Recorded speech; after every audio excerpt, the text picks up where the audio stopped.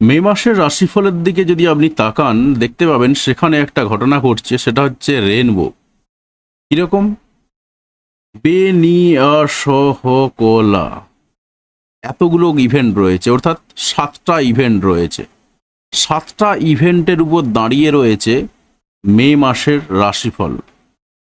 তো অনেকগুলো ঘটনা বদলে যাবে, অনেক কিছু ঘটনা আসবে, আবার অনেক কিছু সমস্যা তৈরি হবে, আবার অনেকগুলো সমস্যা থেকে আপনি বেরিয়েও যেতে পারবেন। তাহলে সম্পূর্ণ ভিডিওটা দেখে নিন, তাহলেই পুরো ব্যাপারটা একদম জলের মতন পরিষ্কার হয়ে যাবে এবং আপনার রাশিফলটা কি হতে পারে, তবে অবশ্যই সেটা ট্রানজিটের উপর বেস করে। তার কারণ ট্রানজিট অনুসারে আমরা শুধুমাত্র দেখি যে সেই ঘটনাটা ঘটবে কিনা। তবে অবশ্যই জন্মছকের সাপোর্ট থাকতে হয়, জন্মছক শেষ কথা বলে। এর আগের বহু ভিডিওতে আমি এই কথাটা বলেছি যে জন্মছক একেবারে আপনার 60% এফেক্ট দেখে। তারপর কি হয়? তারপর দেখে আপনার দশা এবং অন্তর্দশা এবং তার সঙ্গে ট্রানজিট, এটা 20% করে। এবারে যদি ট্রানজিট বেশ শক্তিশালী হয়, সেই জায়গাতে দাঁড়িয়ে আপনার দশা অন্তর্দশাকে ছাপিয়ে চলে যায়। অনেক সময় এরকম দেখা যায় যে আপনার দশা অন্তর্দশাতে নেই, কিন্তু ঘটনাটা ঘটে গেল। আসলে সেখানে কি হলো? আসলে সেখানে হলো যে সেখানে ট্রানজিট ছিল অত্যন্ত শক্তিশালী, যে কারণে আপনার ট্রানজিটের ফলে আপনি আপনার ফলটা পেলেন। আবার এমনটাও হতে পারে, অনেকে কমেন্ট করছেন যে দাদা আমার কি তাহলে ডিভোর্সটা হবে? দেখুন, আপনার যদি জন্মছকে ডিভোর্স না থাকে তাহলে ডিভোর্স হবে না। অর্থাৎ বুঝতেই পারছেন যে আপনি যখন জন্মগ্রহণ করেছেন, আপনি একটা জন্মছক নিয়ে এই পৃথিবীতে এসেছেন, তাই সেই জন্মছকটা বলবে শেষ কথা, কিন্তু ট্রানজিট আপনাকে সাপোর্ট দেবে, আপনার দশা অন্তর্দশা আপনাকে সাপোর্ট দেবে। আমরা কেপি সিস্টেমে কাজ করি এবং এই কেপি সিস্টেমে পুরো ব্যাপারটা নিখুঁতভাবে বোঝা যায়। কারণ সেখানে কি হয়, প্রত্যেকটা হাউসের সাব লর্ড ধরে ধরে সেখানে বিচার করা হয় এবং এখানে 2 মিনিটের পার্থক্য বা কোনো কোনো সময় 1.5 মিনিটের পার্থক্যেও একটা মানুষের অনেক কিছু ঘটনা বদলে যায়। তো তাহলে আমরা ট্রানজিটের উপর বেস করে রাশিফলটা দেখে নেব যে মে মাসে ঠিক আপনার রাশির জন্য কি অপেক্ষা করছে।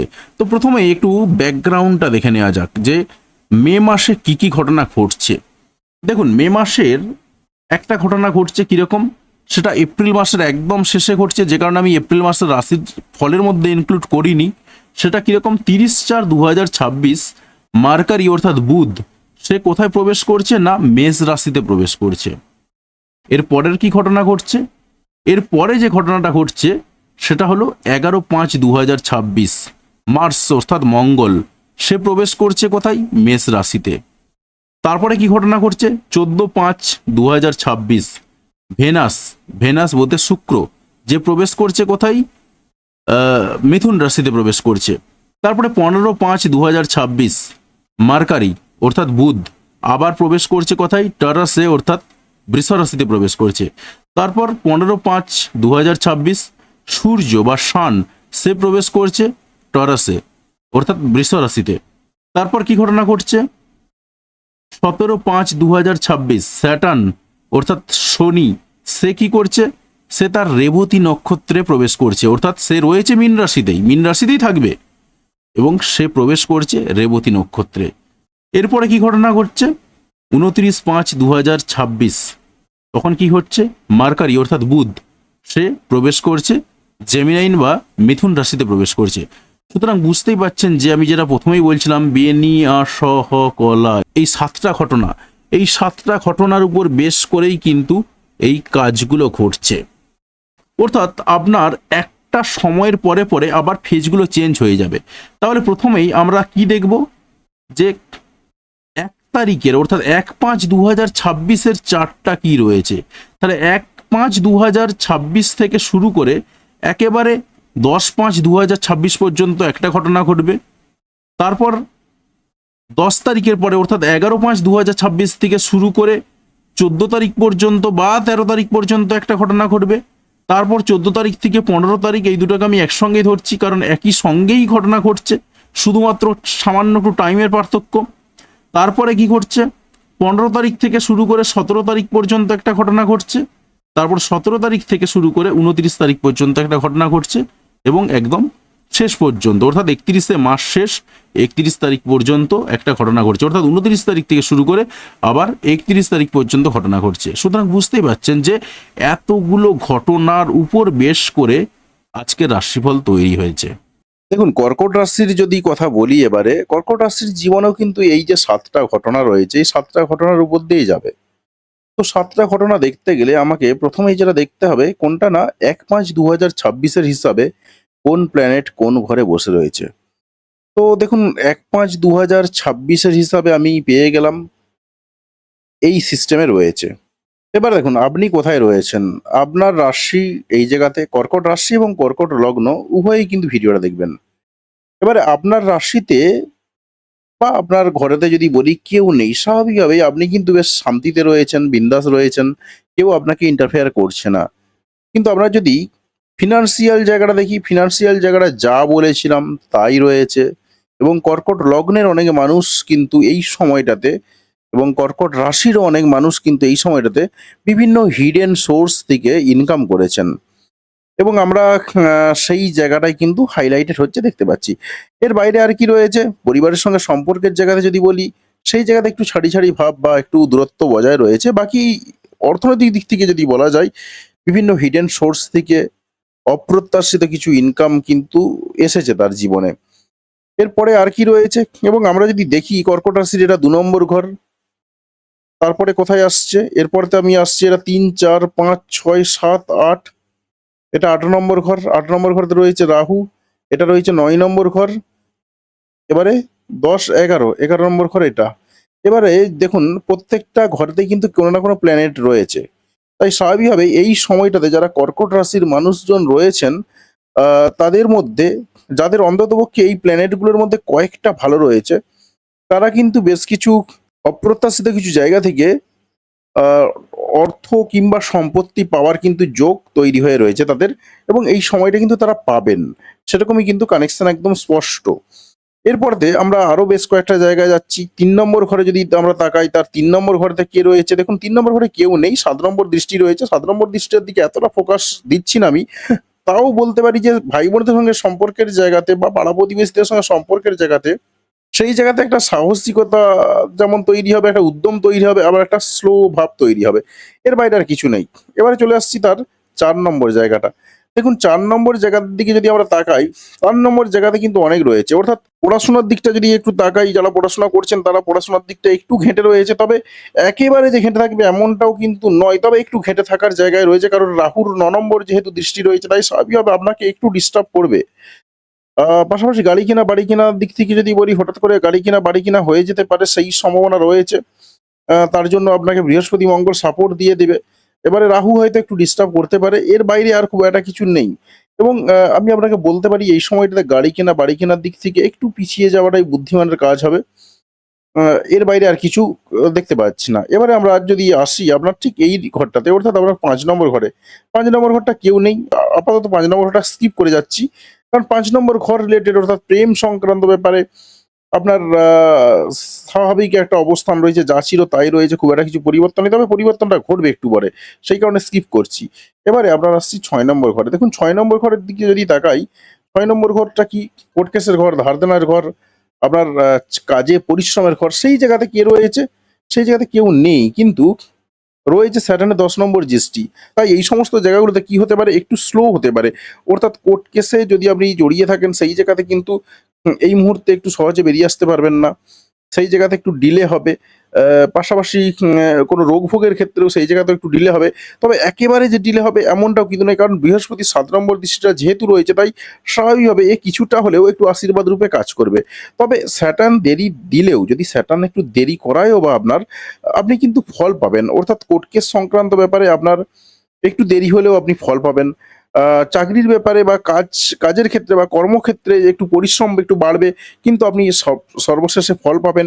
এই জায়গাগুলো কিন্তু হাইলাইটেড হচ্ছে। পাশাপাশি ধার দেনায় জড়িয়ে পড়তে পারেন, কিন্তু সেই ধার দেনায় জড়িয়ে পড়ার জায়গাতেও আপনি আল্টিমেটলি বেরিয়ে আসতে পারবেন, হয়তোবা বৃহস্পতি বের করে দেবে আপনাকে।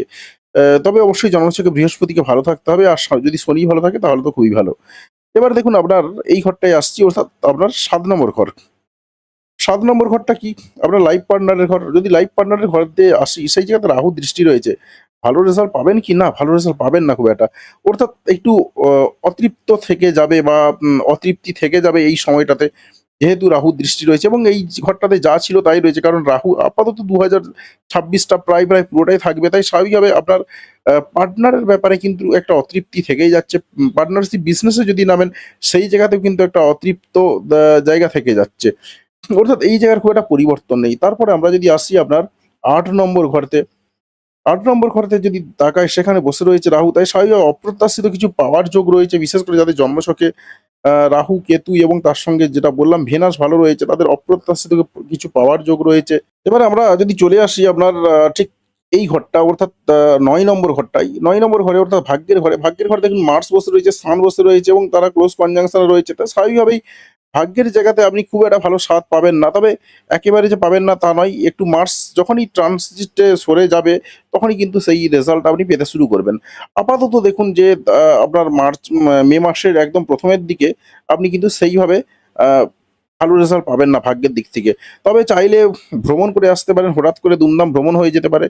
কোনো মন্দিরে বা কোনো পুরাতন কোনো জায়গাতে ভ্রমণ হয়ে যেতে পারে। সেই সম্ভাবনা কিন্তু তৈরি হয়ে রয়েছে। কারণ আপনার যদি ভেনাস এই মুহূর্তে ১১ নম্বর ঘরে রয়েছে, তাই স্বাভাবিকভাবে যাদের জন্মছকে ভেনাস ভালো রয়েছে, মার্স ভালো রয়েছে কিংবা স্যাটার্ন ভালো রয়েছে, তাদের কিন্তু হঠাৎ করে দুমদাম একটা ভ্রমণ হয়ে যেতে পারে, সেই সম্ভাবনা রয়েছে।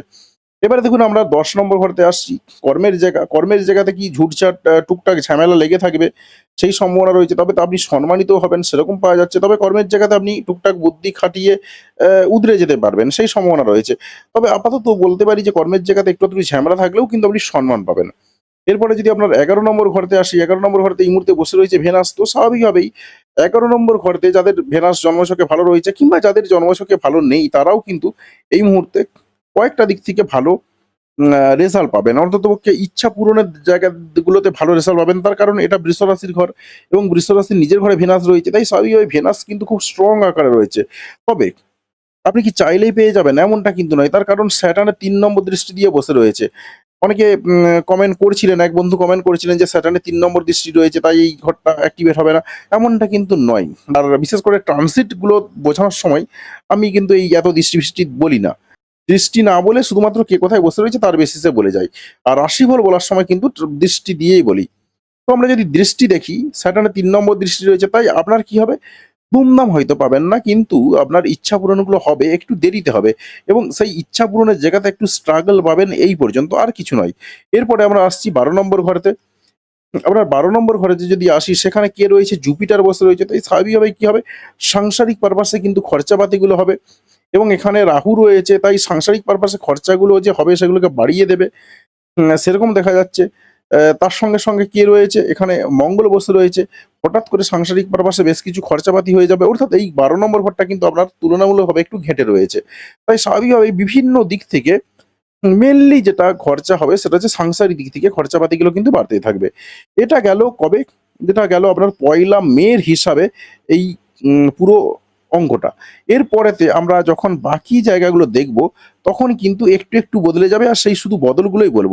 দেখুন ১১/৫/২০২৬ এখানে কি হচ্ছে? মার্স বা মঙ্গল সে কোথায় প্রবেশ করছে? আ মেষ রাশিতে প্রবেশ করছে। তো মেষ রাশিতে প্রবেশ করার সঙ্গে আপনার জীবনে একটু ঘটনাগুলো চেঞ্জ হয়ে যাবে। দেখুন আপনার যে এই ঘরটা অর্থাৎ আপনার এই ঘরটা কত নম্বর ঘর? আপনার এটা হচ্ছে ৯ নম্বর ঘর। আপনার ৯ নম্বর ঘরেতে কি বলছিলাম? ভাগ্যের স্বাদের দিক থেকে একটু সমস্যা হচ্ছিল। ভাগ্যের স্বাদ ঠিকঠাকভাবে পাচ্ছিলেন না। কিন্তু ১১ই মে ২০২৬ এর পরে কিন্তু কর্কট রাশির যারা মানুষজন রয়েছেন বা কর্কট লগ্নের যারা মানুষজন রয়েছেন তারা কিন্তু ভাগ্যের স্বাদটা পাবেন। এবং ভাগ্যের স্বাদ তো পেলেন কিন্তু কতকগুলো ঘটনা চেঞ্জ হয়ে যাবে। কিরকম? আর যদি ১০ নম্বর ঘরটার দিকে তাকাই, ১০ নম্বর ঘরেতে কি হবে? আপনার টুকটাক ঝামেলাগুলো চলছিল, সেখানেতে আরেকটু গন্ডগোল এসে হাজির হবে যেহেতু মার্স প্রবেশ করছে। তবে সবার যে হবে এমনটা কিন্তু নয়। বিশেষ করে যাদের জন্মছকে মঙ্গল খারাপ জায়গায় রয়েছে তাদের সবথেকে বেশি হবে। আর যারা সেনাবাহিনীতে কাজ করেন তাদের মোটামুটি নরমালি জন্মছকে মঙ্গল ভালোই থাকে। তাই তাদের ক্ষেত্রে কিন্তু হবে না এটা। সেনাবাহিনী বা ফোর্সে কাজ করেন তাদের কিন্তু এই জায়গাটা এতটা হবে না। তবে মেইনলি যদি বলি সাধারণ মানুষ হিসাবে যেকোনো মানুষের কর্মক্ষেত্রে একটু ঝুট-ঝামেলাগুলো বাড়বে। একটু কর্মক্ষেত্রে মাথা গরম হয়ে যেতে পারে। এই ধরনের ঘটনা ঘটতে পারে। এর বাইরে আর কিছু নয়। তবে কয়েকটা ঘটনা আপনার বদলে যাবে। কিরকম বদলে যাবে? দেখুন মঙ্গল যখনই প্রবেশ করছে এই ঘরেতে, তাই স্বাভাবিকভাবে মঙ্গলের দৃষ্টিগুলো বদলে যাবে। আপনার এই ঘরটা অর্থাৎ আপনার নিজের ঘরেতে কি হচ্ছে? মঙ্গলের ৪ নম্বর দৃষ্টি প্রবেশ করছে। তো যখনই মঙ্গলের 4 নম্বর দৃষ্টিটা প্রবেশ করবে, তাই স্বাভাবিকভাবে আপনার মধ্যে একটু হঠকারিতা বেড়ে যাবে। আপনি দুমদাম ডিসিশন নিয়ে নিবেন, মাথা গরম হয়ে যেতে পারে। এই ধরনের চিন্তাভাবনাগুলোও কিন্তু আসবে। তো এটা কিন্তু 11ই মের পর থেকে ঘটবে। এর পরেতে যদি আমরা দেখি, তার 7 নম্বর দৃষ্টিটা বদলে যাচ্ছে। এই ঘরটা তো এমনিই ঘেঁটে রয়েছে। এই ঘরটাকে নিয়ে আমি কিছুই বললাম না। এরপরে কোথায় আসছে আপনার দেখুন এই যে ঘরটা, অর্থাৎ আপনার 5 নম্বর ঘরটা। এই ৫ নম্বর ঘরটার দিকে যদি আমরা তাকাই, দেখুন ৫ নম্বর ঘরেতে কেউ নেই। কিন্তু ৫ নম্বর ঘরেতে কে বসে রয়েছে? মঙ্গলের ৮ নম্বর দৃষ্টি দিয়ে বসে রয়েছে। তাই স্বাভাবিকভাবে আপনার মধ্যে যে ট্যালেন্ট রয়েছে, সেই ট্যালেন্ট আপনার বিকশিত হবে কি? ট্যালেন্ট যে বিকশিত মারাত্মক হবে এমনটা কিন্তু বলতে পারব না। তবে একটু হঠকারিতা বেড়ে যাবে আপনার কাজকর্মের জায়গাতে। বিশেষ করে যারা শৌখিন কাজকর্ম করেন, সেই শৌখিন কাজকর্মের জায়গাতে একটু হঠকারিতা বেড়ে যেতে পারে। এর বাইরে আর কি ঘটবে? আপনি যদি কারোর সঙ্গে প্রেম করে থাকেন, সেই জায়গাতে একটু হঠকারিতা বেড়ে যাবে, ঝগড়াঝাটি ঝামেলা হয়ে যেতে পারে। সন্তানদের সঙ্গে সম্পর্কের জায়গাতে একটু হঠকারিতা বেড়ে যাবে, ঝামেলা হতে পারে। এই ধরনের ঘটনাগুলো কিন্তু ঘটতে থাকবে, সেরকম দেখা যাচ্ছে। আর তার সঙ্গে, সঙ্গে আপনার যেহেতু এই মুহূর্তে ১২ নম্বর ঘরটা খারাপ রয়েছে, তাই একটু সমস্যাও চেঞ্জ হয়ে যাবে। দেখুন ১২ নম্বর ঘরেতে এখনো পর্যন্ত জুপিটার বসে রয়েছে, সাংসারিক পারপাসে খরচা হবে। তার সঙ্গে বৃহস্পতি বসে রয়েছে, তার সঙ্গে রাহুর ৫ নম্বর দৃষ্টি রয়েছে, তাই স্বাভাবিকভাবে কিন্তু সেই খরচাপাতিগুলো বাড়িয়ে যাবে। এবং ১২ নম্বর ঘরটা বিশেষ করে যাদের ১২ নম্বর ঘরে জুপিটার রয়েছে, তাদের এই ঘরটা অ্যাক্টিভেট হয়ে রয়েছে। তাই স্বাভাবিকভাবেই এই মুহূর্তে আপনার অন্ততপক্ষে অ্যা মে মাসের ১১ তারিখের পরেতে প্রেমের ক্ষেত্রে একটু সাবধানতা অবলম্বন করতে হবে। এর বাইরে আর খুব একটা কিছু দেখা যাচ্ছে না। এবারে বাকি যে ঘটনাগুলো রয়েছে, সেই ঘটনাগুলো একটু দেখে নেব যে সেইগুলোতে কি, কি ঘটনা ঘটতে পারে আপনার জীবনে। এবার দেখুন ১৪ তারিখ আসছে। ১৪ তারিখে কি ঘটনা ঘটছে? ১৪/৫/২০২৬ ভেনাস বা শুক্র প্রবেশ করছে জেমিনিতে বা মিথুন রাশিতে। তো মিথুন রাশিতে যখনই প্রবেশ করছে, অর্থাৎ আপনার ১২ নম্বর ঘরে প্রবেশ করছে। যখনই আপনার ১২ নম্বর ঘরে প্রবেশ করছে ভেনাস, তখন কি হবে? আপনার এই ১২ নম্বর ঘর সংক্রান্ত, অর্থাৎ আপনার লাক্সারিয়াস পারপাস এ খরচাপাতিগুলো বেড়ে যাবে। বিভিন্ন লাক্সারিয়াস আইটেম কেনার জন্য খরচাপাতি বেড়ে যাবে। এই জায়গাটার উপর প্রভাব পড়বে। বাকি কিন্তু আর খুব একটা কিছু প্রভাব পড়বে না। অনেকে এই জায়গাটাতে একটু গন্ডগোল বলবেন, তার কারণ ভেনাস রয়েছে, তার সঙ্গে জুপিটার রয়েছে। এদের দুজনের মধ্যে একটু মিলমিশ হয় না, তাই এই জায়গাতে গন্ডগোল বলবে। আমি কিন্তু বলব এতটা গন্ডগোল হবে না, কারণ দুজনের ডিগ্রির মধ্যে পার্থক্য রয়েছে। যখন এরা খুব ক্লোজ কনজাংশন এ আসবে আস্তে, আস্তে, তখন এই গন্ডগোলগুলো ঘটবে। আদারওয়াইজ কিন্তু খুব একটা গন্ডগোলের সম্ভাবনা নেই। যখন ভেনাসের ডিগ্রি আস্তে, আস্তে বাড়তে, বাড়তে যাবে, আ তখন কিন্তু এই সমস্যাগুলো হবে। সমস্যা হবে, কিন্তু একেবারে ১ম এর দিকে হবে না, কিন্তু আস্তে, আস্তে সমস্যাগুলো বাড়বে। তাই এই জায়গাতে আপনাকে একটু সচেতন থাকতে হবে। এর বাইরে আর খুব একটা কিছু নেই। এবারে আরো ২ টো ইভেন্ট রয়েছে, পাশাপাশি ইভেন্ট। সেই ইভেন্টগুলোর দিকে যদি আমরা তাকাই, সেখানে কি রয়েছে দেখুন, ১৫/৫/২০২৬ মার্কারি অর্থাৎ বুধ প্রবেশ করছে টরাসে বা বৃষ রাশিতে, এবং ১৫/৫/২০২৬ সান অর্থাৎ সূর্য প্রবেশ করেছে বৃষ রাশিতে। এই দুটোর ঘটনাকে যদি আমরা একসঙ্গে দেখে নিই যে এই দুটো ঘটনার উপর বেস করে আপনার জীবনে কি ঘটতে পারে। দেখুন যখনই বৃষ রাশিতে প্রবেশ করবে, আপনি রয়েছেন এই জায়গাতে, বাকি সবকিছু একই রকম রয়েছে। শুধুমাত্র বুধ এবং সূর্যের যে অবস্থান বদলাচ্ছে, তার ফলে আপনার জীবনে কিছু পরিবর্তন আসবে। কিরকম? আপনার এইটা হচ্ছে ১১ নম্বর ঘর। আপনার ১১ নম্বর ঘরেতে কি ঘটনা ঘটবে? এবং সেখানে স্যাটার্নের ৩ নম্বর দৃষ্টি রয়েছে। অর্থাৎ আপনার যে ইচ্ছা পূরণের জায়গাগুলোতে কিন্তু আপনি বুদ্ধি লাগাতে পারবেন। কারণ এখানে সান এবং মার্কারি একসঙ্গে পাশাপাশি রয়েছে এবং ক্লোজ কনজাংশন এ রয়েছে। তো স্বাভাবিকভাবে আপনি কিন্তু বুদ্ধি লাগাতে পারবেন। কিন্তু বুদ্ধি লাগালেও আপনার ইচ্ছা পূরণগুলোতে কিন্তু সেই দেরিই হবে। এবং আপনাকে বলে রাখি, যেহেতু স্যাটার্ন আপাতত এখানেই থাকছে, তাই আপনার যেকোনো ইচ্ছা পূরণের জায়গাগুলোতে কিন্তু এই মুহূর্তে একটু ডিলে হবে। সে যে প্ল্যানেটই আসুক, সেই জায়গাতে হয়তো দাঁড়িয়ে আপনি কিছু ক্ষেত্রে বুদ্ধি লাগাবেন, কিছু ক্ষেত্রে কিছু অন্য কোনো কাজকর্ম করবেন। কিন্তু আল্টিমেটলি আপনার দেরি লাগাবে। তবে দেরি লাগালেও আপনি কিন্তু সাফল্য পাবেন। দেখুন আপনার ১১ নম্বর ঘরেতে যখনই সান প্রবেশ করছে, তাই স্বাভাবিকভাবেই কি ঘটনা ঘটবে? আপনার দীর্ঘস্থায়ী বন্ধুদের সঙ্গে একটা সম্মান ফিরে পাবেন। এই ধরনের ঘটনাগুলো ঘটতে পারে। সান এবং মার্কারি একসঙ্গে যৌথভাবে প্রবেশ করছে, তাই স্বাভাবিকভাবে আপনি এই জায়গাতে, অর্থাৎ দীর্ঘস্থায়ী বন্ধুত্বের জায়গাতে, বড় ভাই-বোনেদের জায়গাতে যেকোনো তার প্রাপ্তির বিষয়ে আপনি কিন্তু নিজের বুদ্ধিটাকে এপ্লাই করতে পারবেন। সেই সম্ভাবনাই কিন্তু রয়েছে। এর বাইরে আর কিচ্ছু নেই। এবারে আমরা দেখে নেব যে আরো বেশ কয়েকটা ইভেন্ট রয়েছে, সেই ইভেন্টগুলোর দিকে। এবারে দেখুন ১৭/৫/২০২৬ স্যাটার্ন অর্থাৎ শনি প্রবেশ করছে কোথায়? না, রেবতী নক্ষত্রে। যখনই স্যাটার্ন অর্থাৎ শনি রেবতী নক্ষত্রে প্রবেশ করবে, ১৬ ডিগ্রি 40 মিনিটের উপরে চলে যাবে, তখনই সে কি হবে, তার বুধের নক্ষত্রে প্রবেশ করবে, অর্থাৎ রেবতী নক্ষত্রে। অর্থাৎ স্যাটার্নের স্টার কে হয়ে যাবে না, মার্কারি। অর্থাৎ মনে করুন আপনার স্যাটার্ন একজন বয়স্ক লোক, তাকে কন্ট্রোল করছে মার্কারি, অর্থাৎ একজন বাচ্চা ছেলে। তো স্বাভাবিকভাবে কি হবে, ধৈর্য নষ্ট হবে এবং এর মধ্যে বিরক্তি আসবে। কিন্তু আপনার মধ্যেও ঠিক একই ঘটনা ঘটবে। কোথায় ঘটবে না, ঠিক আপনার এই ঘরটাতে। এটা হচ্ছে আপনার ৯ নম্বর ঘর। তো স্বাভাবিকভাবে এই ৯ নম্বর ঘর সংক্রান্ত জায়গাতে বিরক্তি আসবে। কিরকম বিরক্তি আসবে, আপনি যদি কোথাও ভ্রমণ করতে যান, সেই ভ্রমণের জায়গাতে গিয়ে অস্থিরতা তৈরি হবে, চঞ্চলতা তৈরি হবে, বিরক্তি বাড়বে, এই জায়গাগুলো তৈরি হবে, আপনার ধৈর্য নষ্ট হবে, উচ্চশিক্ষার জায়গাতে আপনার ধৈর্য নষ্ট হবে, সেরকম একটা সম্ভাবনা তৈরি রয়েছে। পাশাপাশি আর কি ঘটতে পারে, আপনার ভাগ্যের জায়গাতেও একটা বিরক্তি বাড়বে, যে মনে হচ্ছে যেন কিছুই উন্নতি হচ্ছে না, এরকম ধরনের একটা চিন্তা ভাবনা আসবে।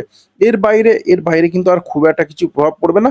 এবারে ধরুন এদের যে ঘরগুলো রয়েছে, স্যাটার্নের যে ঘরগুলো রয়েছে, সেই ঘর সংক্রান্ত আর একটু বিরক্তি বাড়বে। অর্থাৎ এই যে দৃষ্টি, স্যাটার্নের ৩ নম্বর দৃষ্টি, ৭ নম্বর দৃষ্টি, ১০ নম্বর দৃষ্টি, অর্থাৎ এই জায়গাগুলোতে যা বলেছিলাম, সেই জায়গাগুলোতেও একটু বিরক্তি বেড়ে যাবে। তবে মারাত্মক আকারে যে বাড়বে এমনটা নয়, তবে সবথেকে বেশি প্রভাব পড়বে কিন্তু এই ঘরটাই, অর্থাৎ আপনার ৯ নম্বর ঘরেতে। এবারে আর কি ঘটনা রয়েছে, এবারে আরো একটা ঘটনা রয়েছে, সেই ঘটনার দিকে তা একটু তাকাবো। সেটা কবে রয়েছে, ২৯ মার্চ ২০২৬, অর্থাৎ মার্কারি অর্থাৎ বুধ প্রবেশ করেছে জেমিনিতে বা মিথুন রাশিতে। যখনই মিথুন রাশিতে প্রবেশ করছে, তখনই কি ঘটনা ঘটবে দেখুন। এখানে কে প্রবেশ করলো, জুপিটার, ভেনাস, মার্কারি প্রবেশ করেছে। তো মার্কারি যখনই প্রবেশ করবে, তাই স্বাভাবিকভাবে আপনার তো খরচাপাতিগুলো ছিল, সেই খরচাপাতিতে আর একটা নতুন অধ্যায় যুক্ত হলো, সেটা হচ্ছে মার্কারি। অর্থাৎ খুচরো বিভিন্ন পারপাসে খরচাপাতিগুলো চরম পর্যায়ে বেড়ে যাবে। হ্যাঁ, কর্কট রাশির মানুষজন ভাববেন যে আমি তো সবই খারাপ কথাই বলে গেলাম, নেগেটিভ কথাই বলে গেলাম। এমনটা কিন্তু নয়। সবই নেগেটিভ এমনটা কিন্তু নয়। দেখুন, আমি একদম চার্ট ধরে বোঝাচ্ছি, যাতে করে আপনি নিজেই বুঝতে পারেন। যদি একটু অ্যাস্ট্রোলজিতে নলেজ থাকে তো খুবই ভালো, যে আপনি একদম পরিষ্কার পরিচ্ছন্ন করে বুঝতে পারবেন যে আল্টিমেটলি আপনার জীবনে ঘটছেটা কি। এবারে হয়তো কর্কট রাশি বা কর্কট লগ্নের মানুষজনরা শুনে বলবেন, অনেক নেগেটিভ কথাই বলে দিলাম, যেটা এর আগেতেও কমেন্ট করেছিলেন আপনারা। কিন্তু দেখুন, এই কারণে আমি পুরো একদম ছকটা দেখিয়ে বললাম, যে যাতে আপনি নিজেও বুঝতে পারেন। যদি আপনার অ্যাস্ট্রোলজিতে নলেজ থাকে তো খুব ভালো, আর যদি নলেজ নাও থাকে, তাও কিন্তু আমার বোঝানোতে আপনি মোটামুটি গেস করতে পারবেন। আপনি এই জায়গায় রয়েছেন, এখান থেকে ১, ২, ৩ করে গুনে যান, এটা আপনার ১২ নম্বর ঘর। ১২ নম্বর ঘরটা অ্যাস্ট্রোলজিতে খরচের ঘর। তো খরচের ঘর মানেই কিন্তু এখানে এতগুলো প্ল্যানেট এসে হাজির হয়েছে, আপনার তো খরচা করাবেই, কিচ্ছু করার নেই। বাকি যে জায়গাতে যেখানে যা রয়েছে, তার সেই অনুযায়ী আপনার প্রাপ্তি কোথায় কি, লস কোথায় কি রয়েছে না রয়েছে, সবকিছু এভরিথিং আমি বললাম। তো এই বেসিসে কিন্তু চলবে এটা। তবে আমি একটা কথা বলি, এটা নিয়ে ভয় পেয়ে যাওয়ার কিছু নেই। তার কারণ এটা হচ্ছে ট্রানজিট। এটা ট্রানজিট চার্ট। আমি কিন্তু আপনার নিজের জন্মছকটা দেখতে পাচ্ছি না। কারণ নিজের জন্মছক বলে শেষ কথা। আপনার যদি জন্মছকে ব্যবসায় লাভ থাকে, আপনি ব্যবসায় লাভ করতে পারবেন। আপনার যদি জন্মছকে ব্যবসায় লাভ না থাকে, আপনি কিন্তু করতে পারবেন না। একটা ট্রানজিট সাপোর্ট দেবে এই পর্যন্ত, আর কিচ্ছু করতে পারবেন না। ঠিক আছে? তো এই জায়গাগুলো কিন্তু মেন ফোকাস। সুতরাং জন্মছক শেষ কথা বলে। তারপরে ট্রানজিট রয়েছে এবং তার সঙ্গে দশান্তর দশা রয়েছে। এবারে ট্রানজিট এবং দশান্তর দশা, তাদের মধ্যে যে শক্তিশালী হয়, সেই জায়গাটাই, সেই সময়টাতে সেই ঘটনাটা ঘটে। তো স্বাভাবিকভাবেই শুধুমাত্র ট্রানজিটের উপর বেস করে আমি যে কথাটা বলে দিলাম, সেটাতে মন খারাপের কিচ্ছু নেই। কারণ এটা আপনার জীবনে ঘটবে এই সময়টার জন্য। এবারে কি করতে হবে, আপনাকে নিজেকে কন্ট্রোল করতে হবে। দেখুন, আমি যে কথাগুলো বলে গেলাম, কন্ট্রোল করতে হবে। এবারে অনেকে বলেন যে আমি কোনো রকম টোটকা দিই না বা কোনো রকম রেমেডি বলি না এখানেতে। দেখুন, আমি কি করে বলবো? আমি আপনার জন্মছকটা দেখতে পাচ্ছি না। আপনার জন্মছক না দেখলে কোনোভাবেই আমি বলতে পারবো না যে আপনার রেমেডি আল্টিমেটলি কোন জায়গায় দাঁড়িয়ে রয়েছে। কারণ আমি যা ইচ্ছা রেমেডি আপনাকে দিতে পারি না। আর টোটকা ভুলে যান। আমি আমার চ্যানেলে কখনো এই ভুলভাল টোটকা দেব না। কারণ এইগুলো করে কিছু হয় না। আল্টিমেটলি যেটা করে কাজ হয়, সেই ধরনের জিনিসগুলোই কিন্তু আমরা বলে থাকি বা সেইগুলোই আমরা করে থাকি বা সেইগুলোই আমরা দিয়ে থাকি বা সেই ধরনের অ্যাডভাইসই আমরা দিয়ে থাকি। তো যাই হোক, আশা করি পুরো ব্যাপারটা একদম জলের মতন পরিষ্কার হয়ে গেছে। যে ঘটনাগুলোর উপর বেস করে আমি বললাম, সেই ঘটনার বাইরে কিন্তু আর খুব একটা কিচ্ছু নেই। এবং এই ঘটনাগুলোর উপর বেস করেই কিন্তু দাঁড়িয়ে রয়েছে আপনার মে মাসের রাশিফল। তাহলে ভিডিওটা কেমন লাগলো সেটা কমেন্ট করে অবশ্যই জানাবেন। আর যদি চ্যানেলে নতুন হয়ে থাকেন, সেক্ষেত্রে অতি অবশ্যই চ্যানেলটা সাবস্ক্রাইব করবেন এবং পাশে আসা বেল বাটনটি অবশ্যই প্রেস করবেন পরবর্তী সময়ের ভিডিও নোটিফিকেশন পাওয়ার জন্য। আর আপনি যদি ইতিমধ্যে সাবস্ক্রাইব করে থাকেন, তাহলে আপনাকে অসংখ্য ধন্যবাদ। ভিডিওতে লাইক দিয়ে আমাদের উৎসাহ বাড়াবেন এবং বন্ধুদের সঙ্গে ভিডিওগুলি শেয়ার করতে কোনোভাবেই ভুলবেন না এবং কোথা থেকে ভিডিওটি দেখলেন সেটাও কমেন্ট করে জানাতে ভুলবেন না। তাহলে ভিডিওটি দেখার জন্য আপনাকে অসংখ্য ধন্যবাদ।